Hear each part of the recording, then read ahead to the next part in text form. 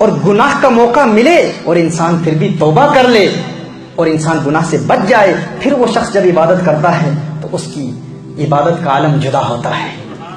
اس طرح حضرت سلمان بن بشار رضی اللہ تعالی عنہ، اللہ کے ولی کامل ہو گزرے، وہ اپنا واقعہ بیان فرماتے ہیں۔ وہ فرماتے ہیں کہ وہ مدینہ المنورہ سے ایک مرتبہ مدینہ المنورہ سے حج کے ارادے سے نکلے، مقام ابوا پر پہنچتے ہیں تو فرماتے ہیں کہ میرے ساتھ میرا رفیق تھا، میرا جو دوست تھا، وہ اناج لینے کے لیے کہیں گیا، اور میں دیکھتا ہوں کہ عرب کی ایک انتہائی حسین عورت، ایک انتہائی حسین لڑکی میرے پاس آ کر کہتی ہے کہ اٹھو۔ وہ کہتے ہیں کہ میں نے سمجھا کہ یہ کھانا مانگ رہی ہے، تو میں نے دسترخوان بچھانے کی کوشش کی کہ اس کو کھانا دوں۔ اس نے کہا میں کھانا نہیں مانگ رہی، میں گناہ کی دعوت دے رہی ہوں۔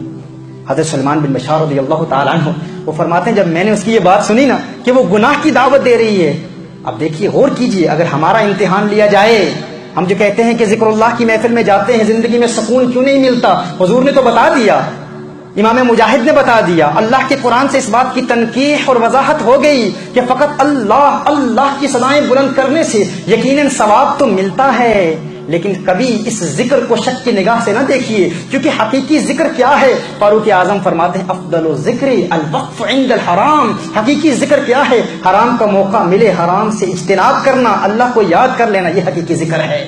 جب ایسے ذکر کرنے والے ذکر کی محفل میں جاتے ہیں تو ان کی زندگی میں اللہ تعالی خوشیاں عطا فرماتا ہے، پھر وہ کبھی تنگ دستی کا رونا نہیں روتے، وہ کبھی بیماریوں کا رونا نہیں روتے، وہ کبھی پریشانیوں کا رونا نہیں روتے۔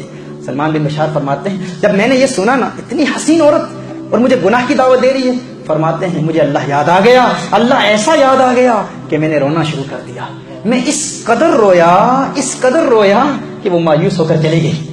فرماتے ہیں وہ مایوس ہو کر چلی گئی، اس قدر رویا کہ وہ مایوس ہو کر چلی گئی۔ فرماتے ہیں جب میرا رفیق میرا دوست واپس آیا نا، اس نے میرے چہرے پر رونے کے آثار دیکھے تو مجھ سے پوچھتا ہے، وہ کہتے ہیں آپ کیوں رو رہے تھے؟ سلمان بن بشار فرماتے ہیں میں نے اس کو نہیں بتایا، میں نے کہا مجھے بچے یاد آ گئے تھے اس لیے رو رہا تھا۔ اس نے اصرار کیا، اس نے کہا نہیں، یقیناً کوئی واقعہ پیش آیا کہ آپ اس قدر روئے ہیں، اس قدر آپ روتے رہے ہیں۔ تو حضرت سلمان بن بشار نے پھر سارا واقعہ بتا دیا۔ جب سارا واقعہ بتایا نا تو فرماتے ہیں کہ میرا وہ دوست جس نے مجھے روتے ہوئے دیکھا تھا، جس نے رونے کے آثار دیکھے تھے، اس نے بھی رونا شروع کر دیا۔ فرماتے ہیں میں نے پوچھا میں تو اس بات پر رو رہا ہوں کہ اس عورت نے ایسا جملہ کہا، تو کیوں رو رہا ہے؟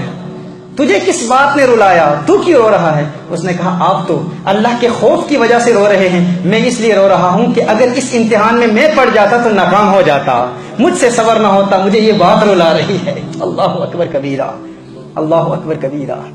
یہ اس دور کے لوگوں کا مزاج تھا، یہ فکر تھی، یہ سوچ تھی۔ آج اگر گناہ سے ہم محروم ہو جائیں تو ہم روتے ہیں، اور وہ اگر گناہ کی دعوت ملے تو اس کیفیت، اس منظر کو دیکھ کر کہ اللہ کا غضب نازل نہ ہو جائے، وہ رونا شروع کر دیتے ہیں۔ حضرت سلمان بن بشار فرماتے ہیں اس کے بعد ہم مکہ المکرمہ پہنچے، ہم نے طواف و سعی کی اور ایک حجرے میں چلا گیا، اس حجرے میں جا کر میں لیٹ گیا۔ فرماتے ہیں خواب میں دیکھتا ہوں ایک حسین و جمیل نوجوان خواب میں آتا ہے، انتہائی خوبصورت نوجوان خواب میں آتا ہے، اور میں نے پوچھا آپ کون ہیں؟ وہ کہتا ہے میں یوسف ہوں۔ حضرت یوسف علیہ السلام خواب میں آتے ہیں، حضرت یوسف علیہ السلام خواب میں۔ آپ دیکھیں جو لذت کو چھوڑتا ہے اسے پھر کس طرح اللہ کے نبی سے ملاقاتیں ہوتی ہیں، کس طرح دل کے دروازے کھلتے ہیں۔ لوگ کہتے ہیں آقا کا دیدار کیسے ہو؟ آپ کو بتا رہا ہوں کیسے ہوتا ہے۔ پہلے اس خانہ دل کو پاک کریں، پھر دیکھیے پھر دل سے وہ آنکھ کھلے گی، پھر آقا کا دیدار ہوگا۔ پھر یہ بھی نہیں کہیں گے کہ وہ موجود نہیں ہیں، ہمیں نظر کیوں نہیں آتے، پھر وہ نظر بھی آئیں گے۔ جب دل کی آنکھ کھلے گی تو پھر صدا بلند ہوگی، تو زندہ ہے واللہ، تو زندہ ہے واللہ، میرے چشم عالم سے چھپ جانے والے۔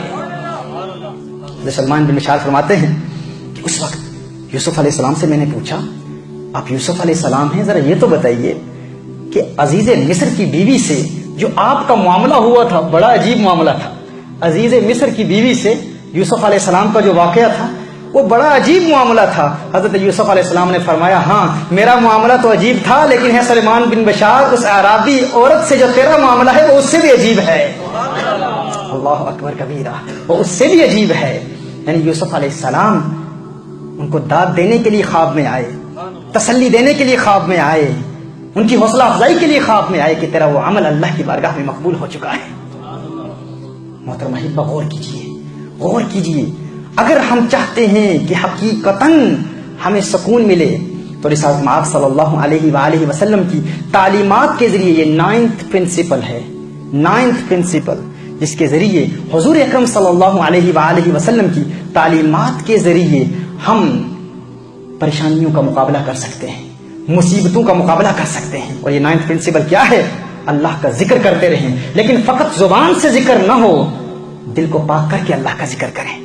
زبان سے بھی جاری رکھیں اور دل کو پاک کرنے کی بھی کوشش جاری رکھیں۔ اس کے لیے ایک پرنسپل جس پر ہم نے تزکیہ قلب، ہمارا ایک مکمل سیلف پیوریفیکیشن کورس ہے، دل کے ساتھ دروازے بند کرنے کا طریقہ اور پھر توبہ پر استقامت حاصل کرنے کا طریقہ۔